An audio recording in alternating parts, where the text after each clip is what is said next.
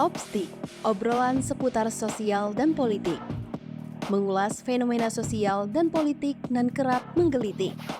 Opstik, kupas tuntas tanpa batas.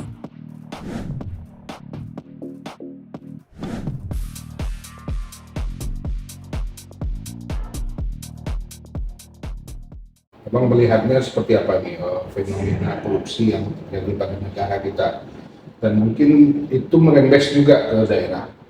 Dulu ada korupsi Damkar, misalnya Damkar merembes ke daerah sampai gubernur, salah satu gubernur kita juga kena.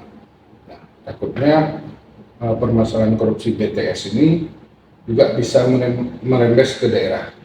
Mungkin sedikit pandangan emang.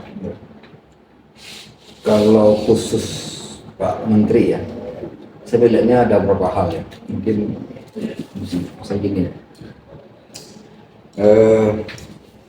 Pak Menteri yang pertama kita lihat sebagai Johnny G. Plate ya, sebagai Menkominfo. Dia seperti dia sendiri gitu ya. Terus berarti ini sesuai dengan apa hubungan dengan jabatannya. Johnny G. Plate hubungan dengan jabatannya. Nah yang kedua, Johnny hubungannya dengan partai, itu partai Nasdem. Oke. Nah terus ke bawah lagi, Nasdem hubungannya dengan Capres. Ya. Terus ke bawah lagi adalah Capres berarti Anies dengan pemerintah berkuasa atau istilah rezim. Nah sekarang kita melihat dari mana dulu. Kalau tadi sebagai Menko berarti kan jabatan politik, dan persepsi atau image yang muncul masyarakat adalah semua jabatan politik apapun dari mulai daerah sampai pusat itu tidak akan jauh lari dari unsur-unsur politik korupsi. Apakah itu jabatan yang diperebutkan seperti kepala daerah, atau jabatan yang diberi oleh kepala daerah seperti kepala dinas, seperti juga menteri, atau mungkin juga pejabat BUMN, dan itu tidak akan pernah lari dari kasus-kasus atau pandangan masyarakat itu. Itu pertama. Terus Johnny G. Plate sebagai orang partai Nasdem. Nah, Johnny adalah seorang bendahara sekretaris ya? Bendahara Sekretaris. Ya, Partai Nasdem. Partai Nasdem dulu adalah pendukungnya pemerintahan sekarang. Nah, sejak September atau Oktober 2022, Nasdem mengumumkan Capres yang dalam tanda petik itu bukan orangnya pemerintahan. Itu yang kedua. Nah yang ketiga adalah Nasdem dan Capres.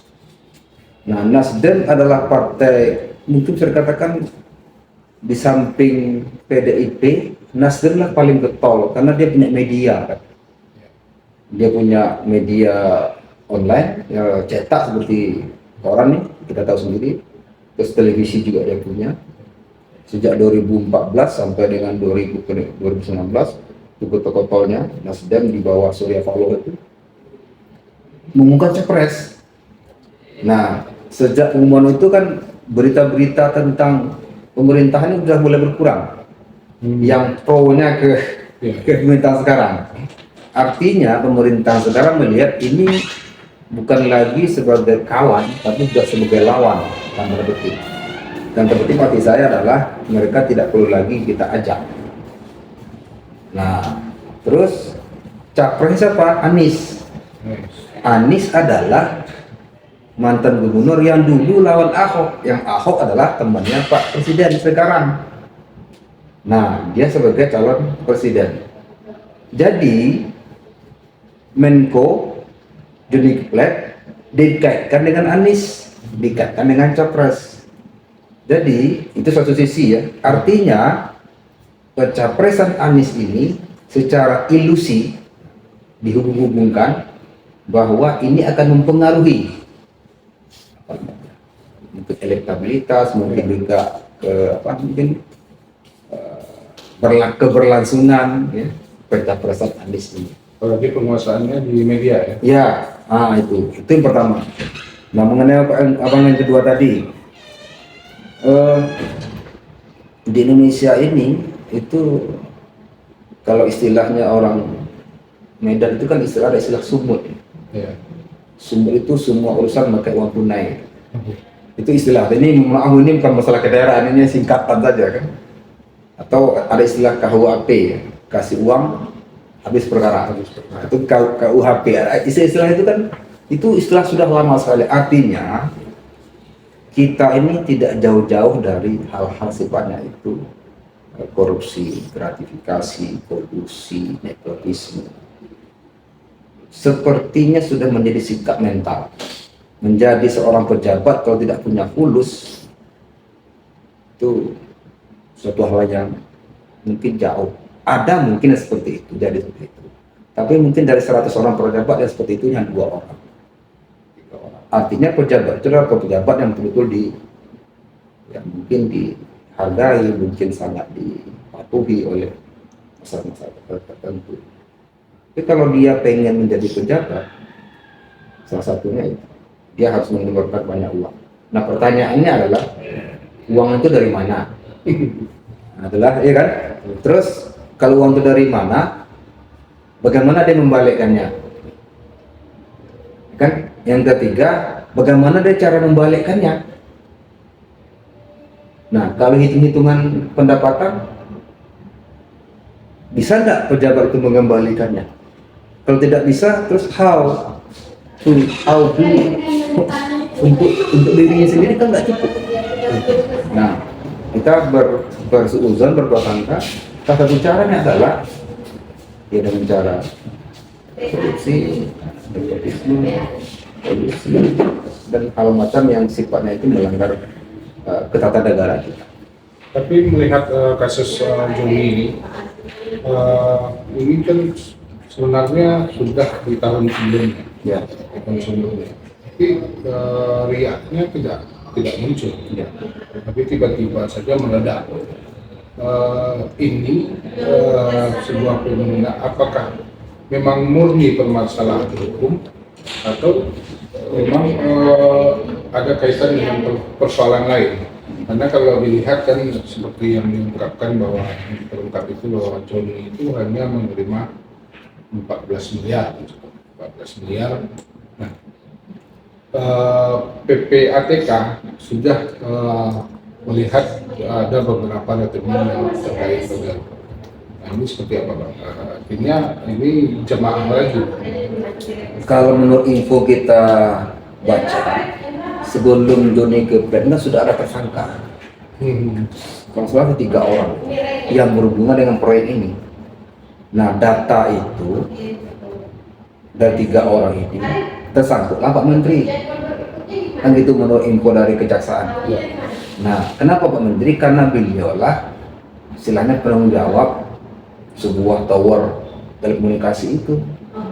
Dan tower itu kan berada di beberapa daerah yang dikerjakan oleh BUMN yang jumlahnya fantastis, 8 triliun. Artinya PPATK mencium ini banyak sekali. Nah, apakah penciuman ini karena hubungannya dengan Nasdem, dengan pencapresannya Anies? Bisa jadi iya. Kalau tidak salah, Oktober tanggal 22 kalau salah ya, tersangka baru itu, tersangka pertama itu bagian dari entah Pimpro siapa gitu, saya pernah baca Pimpronya atau siapa gitu yang bapak ini sudah dulu tersangka. Nah, penguatan itu terus ke Nasdem karena Nasdem saya katakan tadi Joni Kepler adalah bendahara dan Nasdem mencalonkan capres, dorongan itu sekira ada. Karena apa? Ini Anies ini bukan orang sembarangan menurut pemerintahan dan beliau harus dicarikan cara. Nah, cara-cara kita tidak tahu. Nah, apakah ini ada dorongannya? Kalau menurut kejaksaan kan tidak. Ya. Karena memang sudah ada tersangka sebelumnya dan arahnya itu ke menteri. Nah, masyarakat secara awam yang tidak punya banyak data tentu kan akan menghubungkan seperti yang saya katakan tadi. Nasdem, tinggi pula dalam kendaraan Nasdem mencalonkan capres, Anies. Nah, Anies adalah lawan politiknya pemerintahan sekarang. Tentu secara tidak langsung ada hubungannya gitu. Artinya mungkin salah satu cara reshuffle yang sulit dilakukan. Nah, di sini ada 3 lagi yang dari Nasdem, Yassin Limpo, Siti Nurbaya. Ini melihat ke depannya seperti apa arus politik? Kalau saya melihat reshuffle itu kalau Pak Jokowi Presiden ingin reshuffle, saya kira dari dulu pun sudah ingin reshuffle sejak Oktober 2022 itu. Cuman masalahnya alasan untuk reshuffle itu apa? Kan itu. Nah, dorongan reshuffle itu apa? Nah, misalnya Bu Menteri Kehutanan tadi itu, Bu Siti Nurbaya, itu alasannya apa? Nah, dan reshuffle tidak reshuffle itu kan tidak ada hak partai politik untuk karena itu hak prerogatifnya langsung Pak Menteri, Pak Presiden yang mereshuffle-nya. Apa kalau misalnya dalam beberapa bulan ini, arus Nasdem semakin keras untuk dorongan ke Anies dan mungkin juga ditopang oleh media-media, tidak untuk kemungkinan para menteri Nasdem ini akan reshuffle. Bisa jadi pemerintahan sekarang bisa terganggu ya. Artinya ketika kebijakan mengambil langkah dulu mereshuffle Anies dengan ketika Anies keras untuk tetap mempertahankan apa yang menjadi program dia seperti tambah jam agama, sudah itu PNP dikembalikan dan lain juga bagaimana digantikannya dipecatnya Rizal Ramli keras dengan tapi saya melihat 2 menteri yang sini kan selama ini tidak ada bukti perlawanan ke Jokowi. Masih nawacitanya Jokowi itu masih terus mungkin juga pesan dari Nasdem mungkin kan itu sajalah dulu iramanya presiden itu. Itu yang pertama. Yang kedua mungkin ini kan masa transisi. Februari 2024 sudah mulai pemilu pilpres kan. Dan sekarang sudah Mei memasuki Juni, hanya sekitar 6 bulan. Dan saya kira kalaupun ada reshuffle, saya kira percuma saja. Karena apa? Hanya 6 bulan bekerjanya. Walaupun nanti pelantikannya nanti Oktober, dan itu saya kira akan dalam persepsi saya akan memberikan dampak negatif pada pemerintahan itu sendiri. Ini nampak sekali bahwa image masyarakat itu betul. Jadi memposisikan reshuffle itu menjadi bahwa ya anggapan masyarakat selama ini betul kalau itu dilakukan. Nah, mungkin itu yang dihindari oleh pemerintahan sekarang. Tapi kita melihat artinya dulu sebelum Nasdem mendukung Anies, Nasdem menyatakan dukungan terhadap Anies itu seperti terutama Menteri Kehutanan Siti Nurbaya itu betul itu sangat selalu muncul ke permukaan, selalu muncul di media.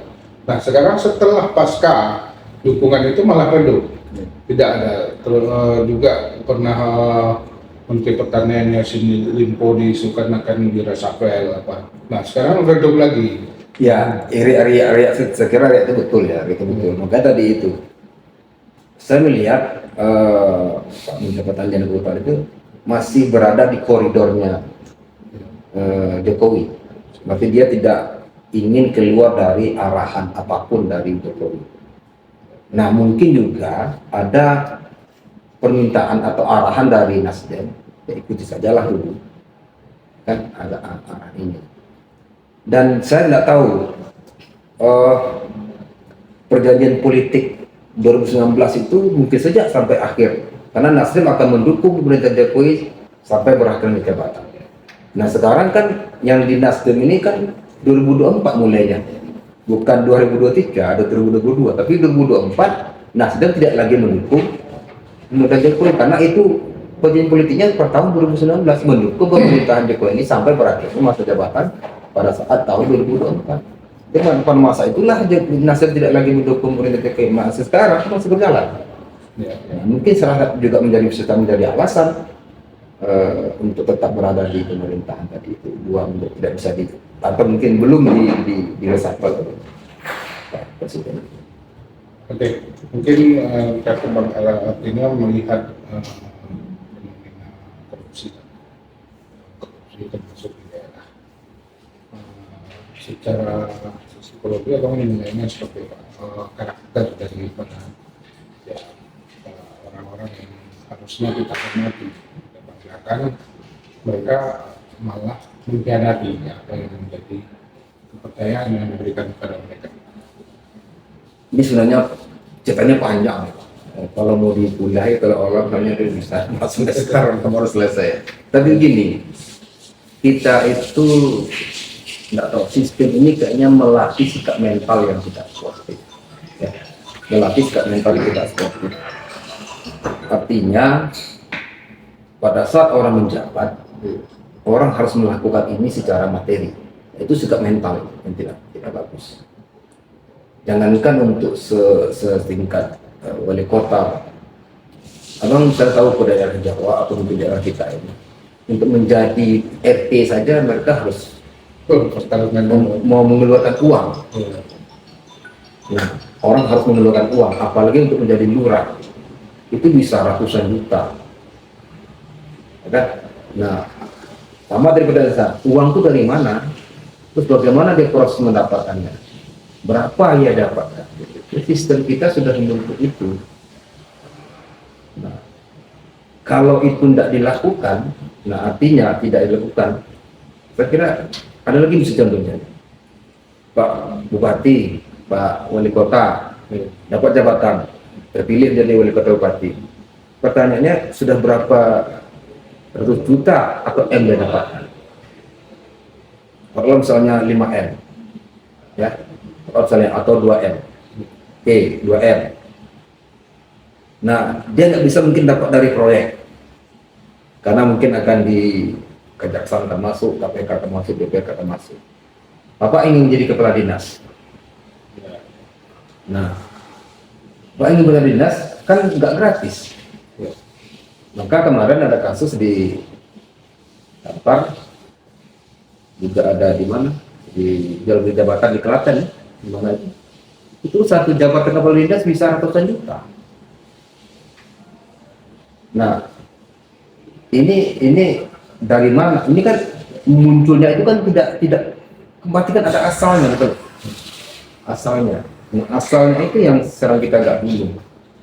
Kalau ibarat saya itu kalau membersihkan sebuah bak mandi itu, ya jangan bersihkan dalam bak mandi tapi keran airnya masih dibuka.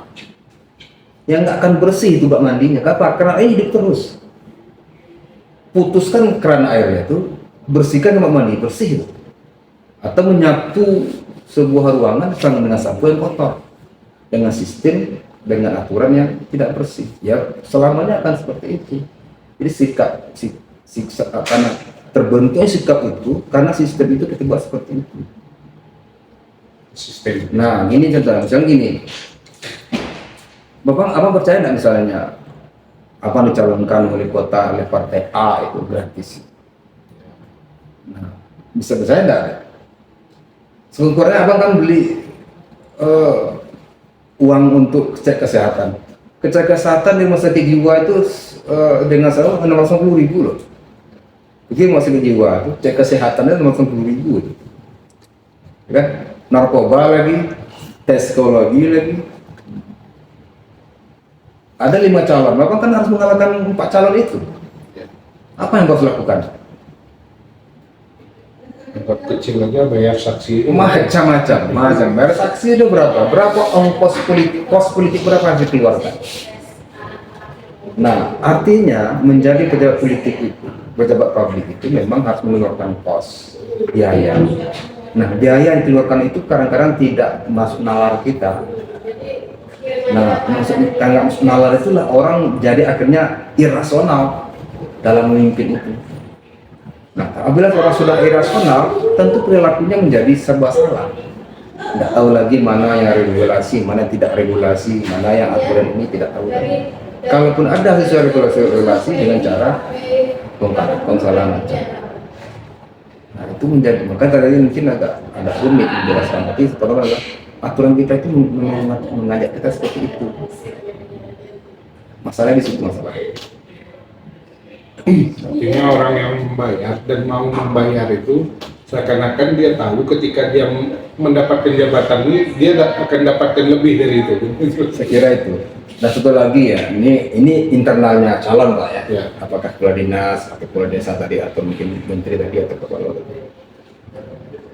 Bapak menjadi sebuah seorang gubernur wali kota, itu kan kepentingannya kan banyak di daerah itu. Salah satu kan kita tuntutannya adalah harus memajukan daerah itu dan memasukkan banyak investor-investor.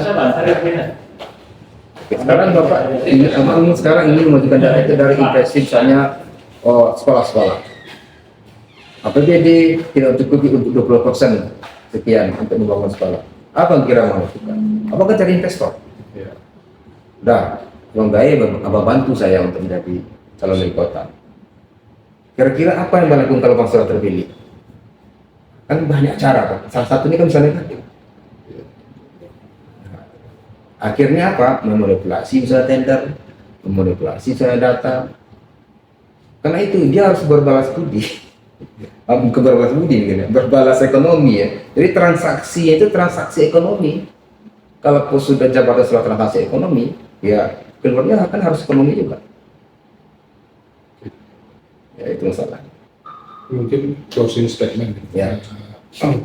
Untuk apa menanggapi fenomena atau mungkin ke depan sarannya seperti apa, seharusnya seperti apa sistem yang dibangun dan mereka-mereka yang berada di sana harus lakukan apa sih supaya hal-hal yang sudah terjadi terutama kasus-kasus pidana tidak terulang lagi. Saya dulu pernah nulis di Kompas sudah lama. Itu kan saya tulis tentang revolusi pejabat. Revolusi pejabat itu saya tidak tahu apakah bisa dilakukan, tapi saya kira bisa karena dengan undang-undang pemerintahan sekarang. Misalnya gini, seorang pejabat kan harus melakukan beberapa tahap. Apa namanya? Tahap penyeleksian, asesmen atau apapun namanya. Gunakanlah asesmen itu dengan orang-orang yang independen.